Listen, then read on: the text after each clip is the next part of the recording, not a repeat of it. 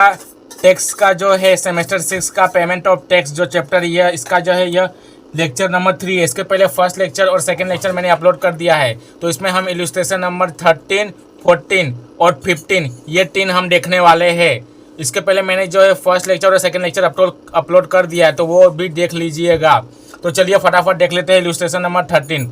तो यहाँ पर देखो, सबसे पहले आप लोगों को यहाँ तो नाम हम दिया हुआ है, तो इतना। फिर यहाँ पर देखो क्या इंट्रा स्टेट सप्लाई हुआ है product A, intra state supply हुआ है प्रोडक्ट बी, मतलब ये क्या है, ये सप्लाई का है, ऐसा इसको लाइन खींच दो।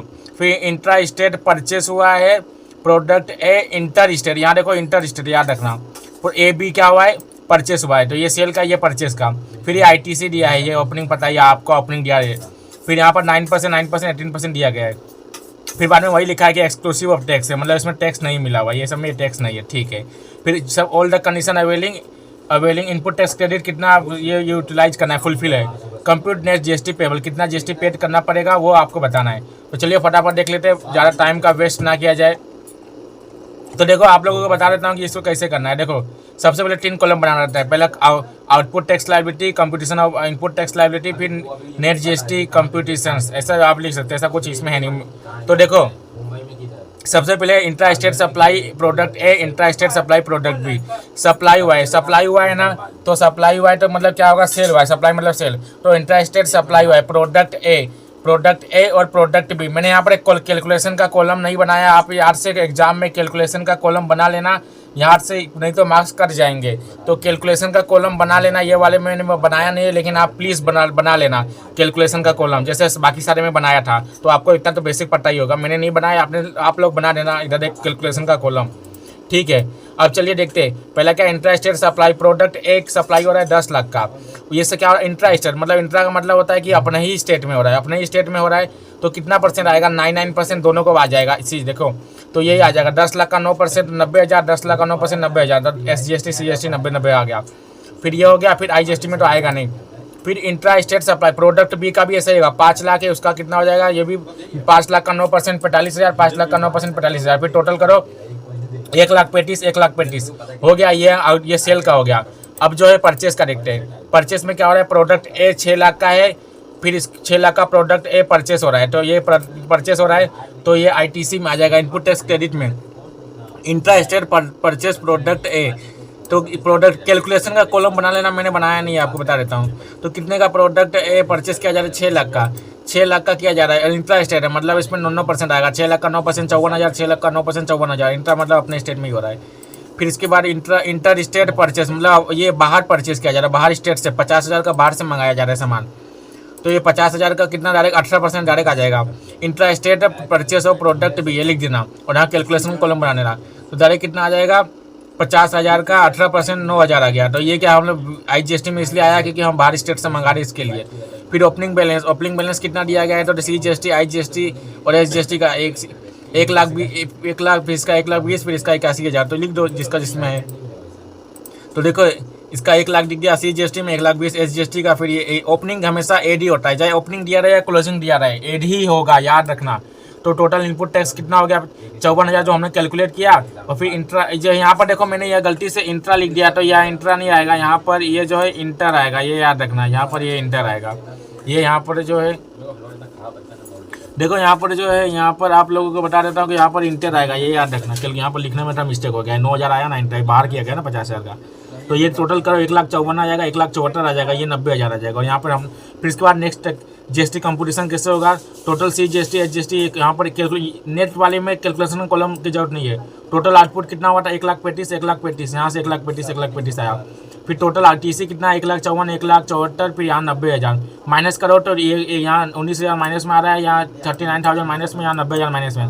तीनों माइनस में तो छोड़ दो, यहाँ लिख दो GST कैरी फॉरवर्ड, मतलब ये जो है इतना हम लोग अगले जो है महीने में हम इसको कैरी फॉरवर्ड करेंगे, ये हमारा बैलेंस है। मतलब इतना हमको गवर्नमेंट से रिफंड मिलेगा, या फिर हम कैरी फॉरवर्ड कर सकते हैं। रिफंड मिलेगा कैरी फॉरवर्ड, मतलब ये क्या है, हमको इतना पेड नहीं कर रहा है, ये हमारा बैलेंस है। माइनस मतलब बैलेंस होता है, ये अगले महीने में हम एडजस्ट करेंगे, अगले महीने ये ओपनिंग बनेगा, समझे। ये हो गया 13, हम देखते हैं फटाफट 14। तो मैं फटाफट करा रहा हूँ क्योंकि देखो आप लोगों को समझ में आना चाहिए, टाइम वेस्ट ना किए। और वीडियो के डिस्क्रिप्शन में आप लोगों को एक लिंक मिलेगा प्रोजेक्ट रिसर्च के बारे में, तो अभी तक तो मैंने डाला नहीं है, जब डालूंगा तो आप देख लेना कि किस तरह का मतलब उसमें आप लोगों को अगर अच्छा लगता है तो इसमें आप जो है रिसर्च में जो है आप अपना भागीदारी दे सकते हो, आप अपना कंट्रीब्यूशन दे सकते हो। लिंक में अभी आप जो है इसमें जो है एक जो लिंक मिलेगा उसको भर दीजिएगा जब भी आप लोगों के पास, जब भी इसमें लिंक आ जाए। अभी तो मैंने अपलोड नहीं किया है लिंक, बाद में करूँगा। तो यहाँ पर देखो इसमें फटाफट क्वेश्चन, ये तो ऊपर से ये इन्फॉर्मेशन दिया है, महीना दिया है सितंबर 2021। ये देखो ये क्या है, ये टोटल जो है ये आउटपुट ये सेल का ही दिया है, ये परचेस का एंट्री दिया गया है। Inter state supply product inter state, अभी किसको बोले कंफ्यूजन हो जाएगा। देखो आप बताता हूँ कैसे करना है। पहले अभी देखो यहाँ पर ये जो है ना, फटाफट यहाँ पर एक बार पहले क्वेश्चन निकालते हैं आंसर। पहले देखो आउटपुट इनपुट बनाने लगा, सबसे पहले ये बन गया। तो चलिए देखते हैं। तो ये क्या हो रहा है, intra state supply of goods. हम क्या कर रहे हैं, इंट्रा स्टेट सप्लाई कर रहे हैं, गुड्स का कर रहे हैं। फिर इसके बाद intra state supply of goods product, मतलब inter state supply of goods. हम इसमें क्या कर रहे हैं, गुड्स सप्लाई कर रहे हैं। तो इसमें क्या है, तो intra state supply of goods. यहाँ पर देखो फिर यहाँ क्या हो रहा है, आउटवर्ड टैक्स लायबिलिटी। देखिए he made the following outward, ये क्या आउटवर्ड का, he made the following outward का है।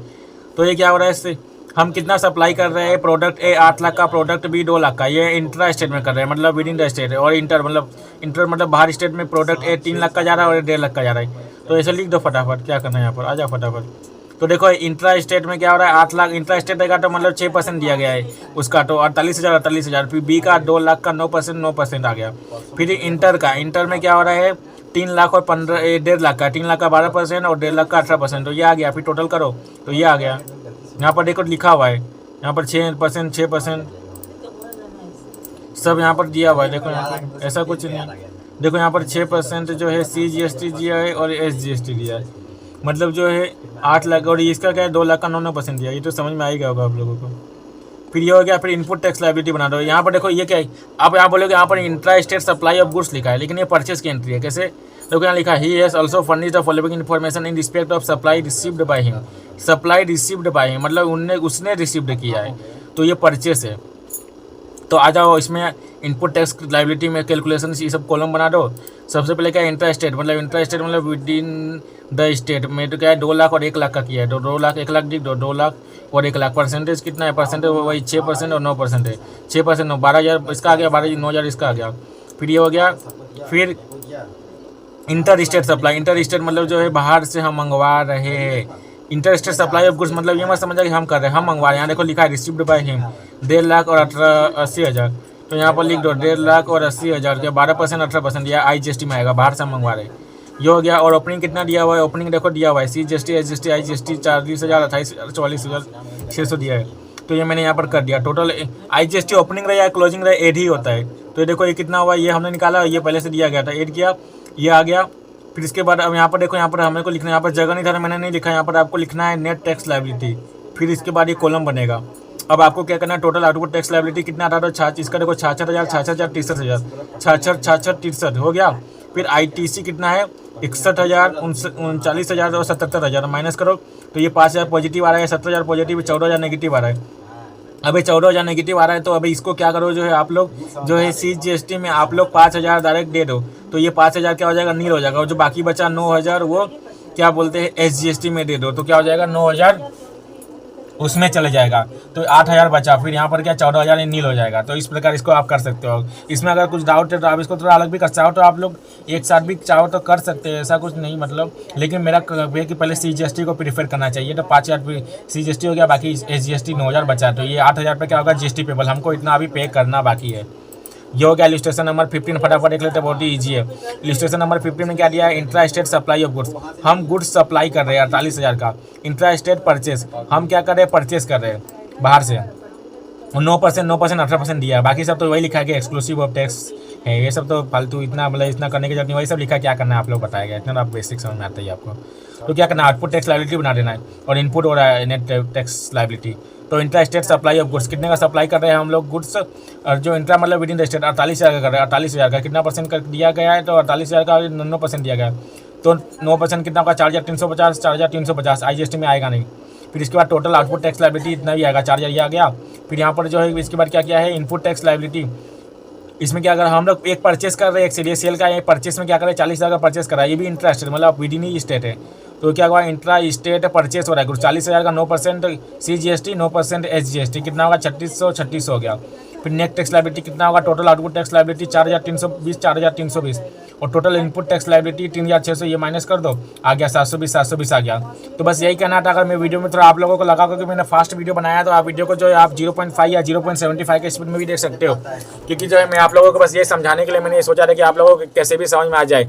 तो अगर वीडियो फास्ट लग रहा है तो वीडियो को आप जो स्पीड कम करके भी देख सकते हो, और कुछ भी डाउट होगा तो पूछ सकते हो। बहुत ही आसान था, कुछ नहीं था। एक बार वीडियो को 1-2 बार और देखो, समझ में आ जाएगा। कुछ भी अगर डाउट होगा तो पूछ सकते हो। बाकी यही है कि 15 तो बहुत ही आसान था, एक ही सप्लाई का दिया था, एक परचेस का दिया था, बस इतना टोटल करके माइनस कर दो, बहुत ही आसान है। 15 तो आसान है, बस 14 वाला थोड़ा आप लोगों को थोड़ा इसमें डाउट हुआ होगा। तो ये याद रखना, ये जो है सेल का है, ये परचेस का, ये वाला जो इन्फॉर्मेशन है ये परचेस का इन्फॉर्मेशन है, क्योंकि यहाँ लिखा है respect information supply received by him. तो आप लोगों को ऐसे कंफ्यूज हो जाएगा। Supply of goods, supply of goods का मतलब हमने सप्लाई नहीं किया है, हमने सप्लाई किसी और ने किया, हमने मंगवाया। यहाँ पर लिखा है सप्लाई, मतलब ये परचेस की एंट्री है, ये इनपुट टैक्स क्रेडिट है, ये आउटपुट टैक्स क्रेडिट है, फिर ओपनिंग है बाद में। तो आप लोगों को पता है, आपने सेम 5 में भी किया है, और ये 13 वाला भी ऐसा ही था। ये जो ये इस सप्लाई का था, ये परचेस का था। यहाँ पर याद रखना ये इंटर स्टेट है, बस ये बाकी सब तो इसमें सेम ही है, बस ये हो गया। और बाकी मैंने फर्स्ट सेकंड लेक्चर भी अपलोड कर दिया है, पेमेंट ऑफ टैक्स, इसको कंपटीशन ऑफ टैक्स लायबिलिटी भी बोलते हैं सेम 5 में। यह चैप्टर जो है कंपटीशन ऑफ टैक्स लायबिलिटी के नाम से जाना जाता था। बस इसमें कुछ नहीं है, आप लोग आराम से सब कुछ बनाओ को जो एकदम फॉर्मेट अच्छे से बनाना, और कैलकुलेशन भी करके दिखाना। बिना कैलकुलेशन आप लोगों को 15 मार्क्स पूरा नहीं मिलेगा, या फिर 7-8 मार्क्स के भी क्वेश्चन आता है। तो वीडियो को अगर आप लोगों को थोड़ा स्पीड लग रहा है तो वीडियो को आप जो है छोटा करके, मतलब ये है कि छोटा करके मतलब यही है कि इसको थोड़ा जो आप 0.75 के या 0.5 के स्पीड में, या फिर 0.8 का भी ऑप्शन आने लगा है आप लोगों को, अगर मिलता है तो, अगर पीसी में तो मिलता है ऑप्शन, जैसा करना है आप कर सकते हो। और मैं आप लोगों को बोला हूँ कि कुछ भी डाउट आप पूछ सकते हो। तो प्लीज़ सब्सक्राइब।